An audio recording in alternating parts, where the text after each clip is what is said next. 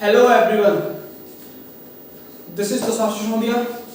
एक बार आपका फिर से स्वागत है बायोलॉजी विद तुषार सर में, जिसमें कि हम बायोलॉजी क्लास 11 का chapter number 2 biological classification, chapter 2 biological classification chapter शुरू करने जा रहे हैं। सबसे पहले हम बता देते हैं कि हम इस चैप्टर में पढ़ेंगे क्या। सबसे पहले तो what is the need of classification, क्या जरूरत है क्लासिफिकेशन करने की। उसके अलावा हम पढ़ेंगे इसके अंदर कि कौन कौन से क्लासिफिकेशन है, जैसे कि एरिस्टोटल का क्लासिफिकेशन, दूसरा टू किंगडम क्लासिफिकेशन, तीसरा जो है वो है फाइव किंगडम क्लासिफिकेशन। उसके अलावा फिर जो क्लासिफिकेशन की क्लासेस हैं उनके बारे में पढ़ेंगे।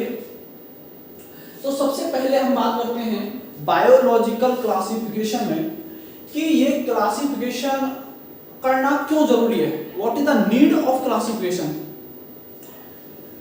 ये चैप्टर हम क्यों पढ़ रहे हैं। तो हम जानते हैं कि इस अर्थ पे बहुत सारी स्पीसीज है। अकेले मैंगो की अकेले आम की लगभग 1000 स्पीसीज है। इस अर्थ पे चींटियों की लगभग 20,000 स्पीसीज है।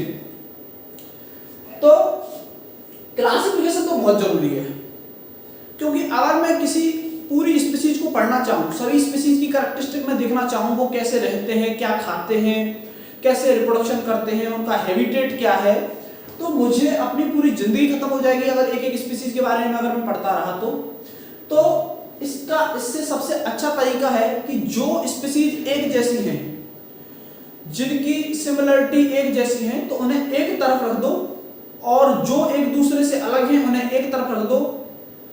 तब जाके क्लासिफिकेशन की बेसिस पे हम पूरी स्पीसीज की स्टडी कर सकते हैं।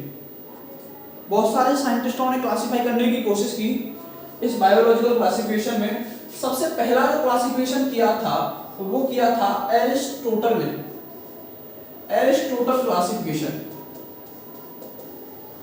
सबसे पहले जो क्लासिफिकेशन किया था वो किया था एरिस्टोटल ने, और जो एरिस्टोटल का क्लासिफिकेशन था वो मॉर्फोलॉजिकल कैरेक्टर के बेसिस पे था। मॉर्फोलॉजिकल कैरेक्टर्स, मॉर्फोलॉजिकल कैरेक्टर्स वो होते हैं जो किसी भी ऑर्गेनिज्म के फिजिकल अपीयरेंस से, बाहर से देखने पे जो मुझे कैरेक्टर्स दिखते हैं वो फिजिकल मॉर्फोलॉजिकल कैरेक्टर्स होते हैं। किसी भी ऑर्गेनिज्म को, किसी भी प्लांट को, किसी भी स्पीसीज को मैं देखूं तो देखने के बाद बाहर से जो कैरेक्टर्स मुझे दिखेंगे वो मॉर्फोलॉजिकल कैरेक्टर्स होते हैं। तो एरिस्टोटल ने कहा कि इस अर्थ पे सिर्फ दो ही चीजें, एक प्लांट है और दूसरे एनिमल्स हैं। एरिस्टोटल ने मॉर्फोलॉजिकल कैरेक्टर्स के बेसिस पे कहा कि इस अर्थ पे एक तो प्लांट होते हैं, दूसरे एनिमल्स हैं।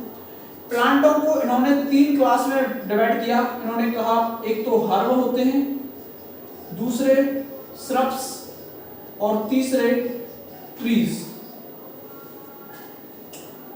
एनिमल्स के लिए इन्होंने कहा कि एनिमल्स भी 2 तरह के होते हैं, एक तो विच हैव रेड ब्लड, जिनके पास रेड ब्लड होता है, और दूसरे वो जो do not have read blood. तो पहला ये जो क्लासिफिकेशन था बायोलॉजिकल क्लासिफिकेशन, स्पीसीज को बांटने का जो काम किया था सबसे पहले एरिस्टोटल ने किया। इन्होंने मॉर्फोलॉजिकल कैरेक्टर के बेसिस पे स्टडी की थी। मॉर्फोलॉजिकल कैरेक्टर्स वो होते हैं जो किसी भी स्पीसीज को मुझे बाहर से फिजिकल अपीयरेंस, बाहर से देखने में दिखते हैं। तो इन्होंने कहा प्लांट 3 तरह के होते हैं, हर्ब, श्रब और ट्रीज, और एनिमल्स 2 तरह के होते हैं, एक जिनके पास रेड ब्लड होता है और दूसरा जिनके पास रेड ब्लड नहीं होता है। ये क्लासिफिकेशन फेल हो गया। इसके बाद जो दूसरे साइंटिस्ट आए उनका नाम था कैरोलस लिनियस, जो कि तुमने टैक्सोनॉमी में पढ़ा होगा, फादर ऑफ टैक्सोनॉमी है। दूसरा क्लासिफिकेशन उन्होंने दिया और टू किंगडम क्लासिफिकेशन उन्होंने दिया था। जो पहला क्लासिफिकेशन दिया था एरिस्टोटल ने, उसकी वो फेल हो गया था। उसके बाद जो दूसरा क्लासिफिकेशन आया था वो टू किंगडम क्लासिफिकेशन था, और it was given bye Carolus Linnaeus Carolus Linnaeus के द्वारा ये दिया गया था। इसने भी जो पिछला क्लासिफिकेशन था उसकी तरह इन्होंने दो किंगडम बताए। इसमें पहला जो किंगडम था वो था किंगडम प्लांटी और किंगडम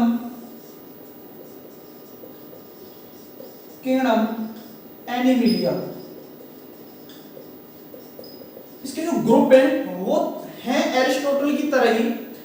एरिस्टोटल ने भी दो ग्रुप बताए थे, प्लांट ग्रुप और एक एनिमल ग्रुप, लेकिन इन्होंने कैरोलस लीनियस ने टू किंगडम क्लासिफिकेशन दिया। उनकी कुछ और ब्रॉड क्लासिफिकेशन की कुछ और कैरेक्टरिस्टिक उनकी बताई, जबकि जो एरिस्टोटल का क्लासिफिकेशन था वो मॉर्फोलॉजिकल कैरेक्टर्स के बेसिस पे था सिर्फ। इन्होंने किंगडम प्लांट की और किंगडम एनिमिलिया की दोनों की अलग अलग कैरेक्टरिस्टिक बताई। इन्होंने कहा कि जो किंगडम प्लांटी होगा उसके पास सेल वॉल होगी, जबकि जो किंगडम एनिमिलिया होगा उसके पास do not have cell wall. Kingdom जो प्लांटी होगा उसके पास सेल वॉल होगी और किंगडम एनिमिलिया के पास सेल वॉल नहीं होगी। दूसरी चीज, किंगडम प्लांटी के पास क्लोरोफिल पाई जाएगी, जिसकी वजह से ये कैसे होंगे, फोटोसिंथेटिक होंगे, जबकि किंगडम एनिमिलिया के पास डू नॉट हैव क्लोरोफिल, और क्लोरोफिल ना होने के कारण ये हेटेरोट्रोफिक होंगे।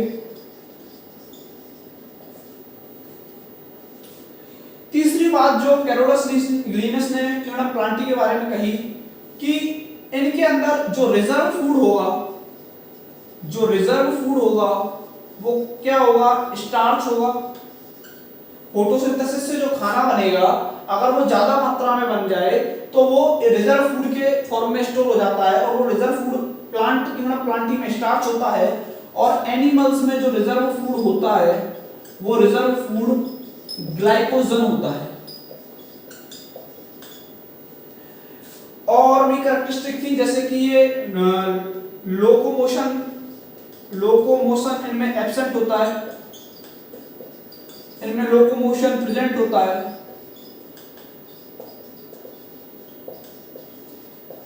ये कुछ जनरल कैरेक्टरिस्टिक थी किंगडम प्लांटी और किंगडम एनिमिलिया के बारे में। इनके हम एग्जांपल देख लेते हैं कि इसके अंदर कौन कौन से ग्रुप इन्होंने रखे थे। एग्जांपल देखते हैं तो इन्होंने इसमें रखे थे बैक्टीरिया, फंगस या फंजाई, फर्न, एल्गी, ब्रायोफाइट्स,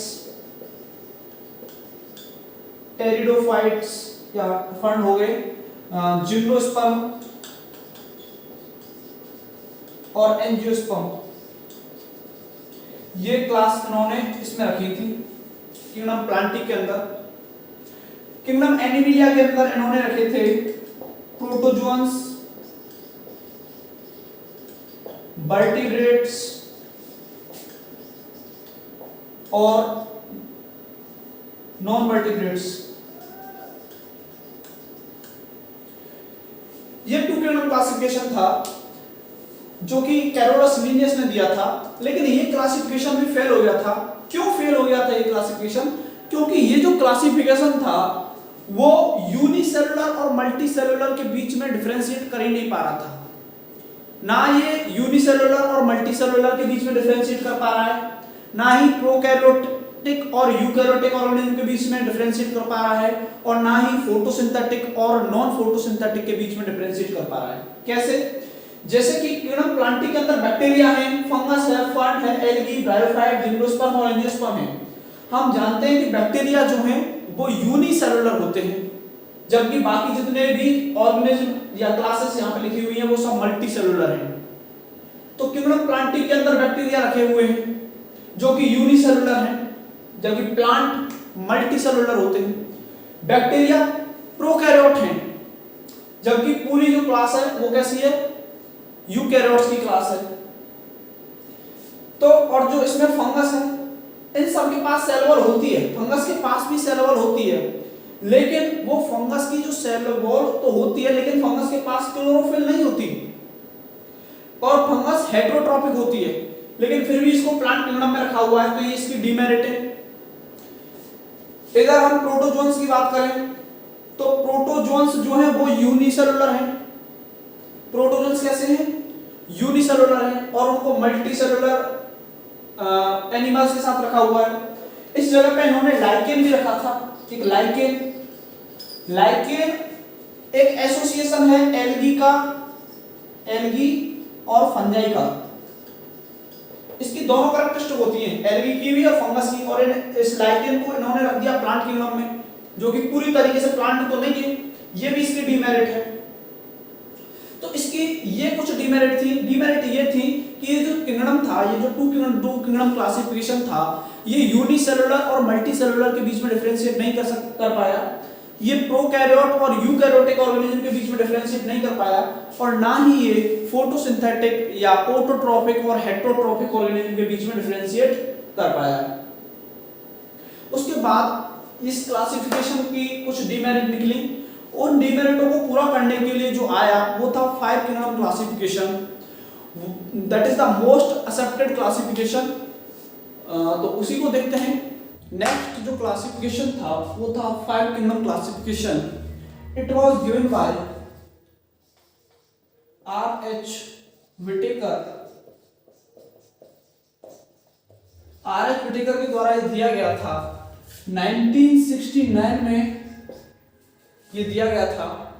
ये 5 किंगडम क्लासिफिकेशन था। इसमें 5 किंगडम दिए थे, जो थे किंगडम मोनेरा, दूसरा जो था वो था किंगडम प्रोटिस्टा, तीसरा जो था किंगडम फंजाई, चौथा जो था वो था किंगडम प्लांटी, और जो पांचवा था वो था किंगडम एनिमिलिया। ये 5 किंगडम क्लासिफिकेशन था, R.H. विटेकर ने दिया था 1969 में। इसने पूरी स्पीशीज को 5 किंगडम में बांटा था, kingdom Monera, protista, fungi, Plantae और एनिमिलिया। इसने कहा कि जो किंगडम मोनेरा के ऑर्गेनिज्म होंगे वो सभी यूनिसेलुलर होंगे और प्रोकैरियोटिक होंगे। यूनिसेलुलर होंगे और प्रोकैरियोटिक होंगे। जो किंगडम प्रोटिस्टा के ऑर्गेनिज्म होंगे वो सभी यूनिसेलुलर यूकैरियोट होंगे। फंगस के मल्टीसेलुलर यूकैरियोट, प्लांटी भी मल्टीसेलुलर यूकैरियोट,